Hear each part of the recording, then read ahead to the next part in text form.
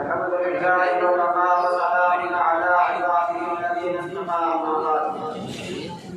أعوذ بالله من الشيطان الرجيم. بسم الله الرحمن الرحيم. إنما يخشى الله من عباده العلماء. صدق الله العظيم. وآية والضلالات بالكل وآية والضلالات بالكل جمعنا حتى في الدنيا حتى في آگے والے سامعین کرام اور مہمانان نظام، آج کے تاریخی رسم آزادی کے موقع پر آپ حیران میں جس عنوان پر مجھے تقریر کرنے کی ہدایت کی ہے، حق بات تو یہ ہے کہ میں اس کا اہل نہیں ہوں اور میں میری زبان اسرائیل ہے اور میں میرا مطالعہ اتنا وسیع ہے کہ ہندوستان کی آزادی سے لے کر اب تک کی تاریخ بیان کروں، جبکہ ہندوستان کے گوشے گوشے میں مختلف تنظیموں کے نام اسکول ہو گئے اور کالجوں میں غیر معمولی دھوم دھام سے آزادی کا جشن منایا جا رہا ہے. انہوں نے ہندوستان کی داستان اور آزادی کی کہانی سنائی جا رہی ہے. مجاہدین آزادی کو خراج تحسین پیش کیا جا رہا ہے.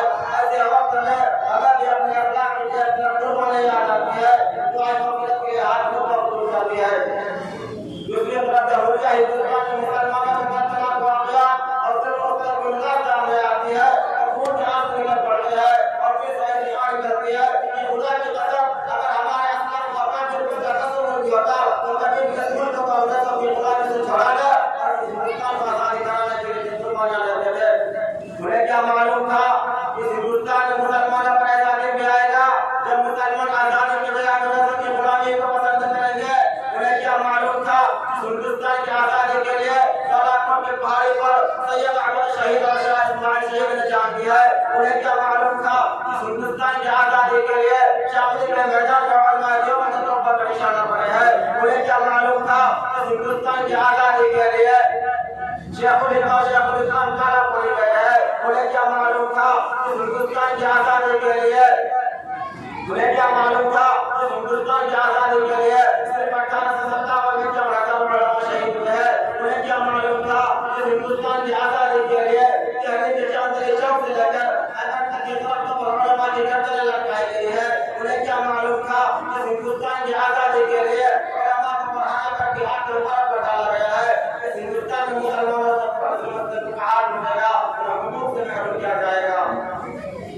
ملت اسلامیہ کے بارے کو اس ملک کا آزادی کا 75 سال ہو گئے لیکن 75 سال کا آزادی میں ارباب حکومت نے مسلمانوں کے آزاد کی طرح مساویانہ رویہ اختیار کیا ہے.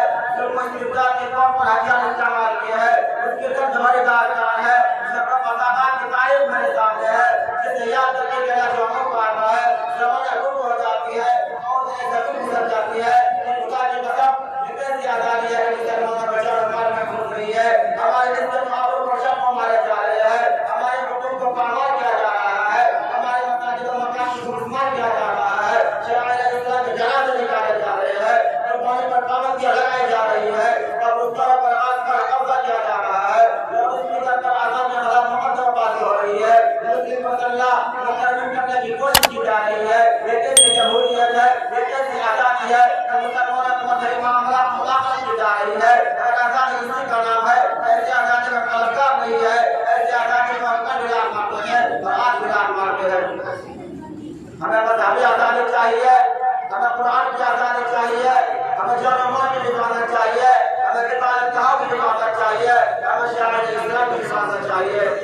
نوجوان لوگ کو کیا جمہوریت کا حکم نہیں ہے, دستور آزادی کے خلاف ورزی نہیں ہے کہ جمہوری ملک میں کسی کے مذہبی معاملات کو مداخلت کی جائے. آج آزاد ہندوستان میں یہی ہو رہا ہے. ہم سے آزادی چھینی جا رہی ہے. مسلم مسلح کی ترمیم کی کوشش کی جا رہی ہے. حکومت کے حوالے کی آواز پہنچا دینا چاہتے ہیں اور افراد اقتدار کو آگاہ کر دیتے ہیں کہ مسلمان سب کچھ برداشت کر سکتے ہیں مگر مسلم مسلح میں سب برداشت نہیں کر سکتے. ہم اپنی جانوں پر بھیڑ چڑھا دیں گے لیکن مگر اپنے خدائے قانون اور لا زمان پرانی تفریح اور مسلم مسلح بدل لگے دیں گے. زمین پھٹ سکتی ہے, آسمان ٹوٹ سکتا ہے, سورج جنور ہو سکتا ہے لیکن خدائے قانون اور مسلم مسلح بدل نہیں سکتا. ہے قول محمد قول خدا فرمان نہ بدلا جائے گا. ہے قول محمد قول خدا فرمان نہ بدلا جائے گا. بدلے کا زمانہ لال مگر قرآن نہ بدلا جائے گا. نوجوان لوگ کو یہ ناقابل انکار بات یہ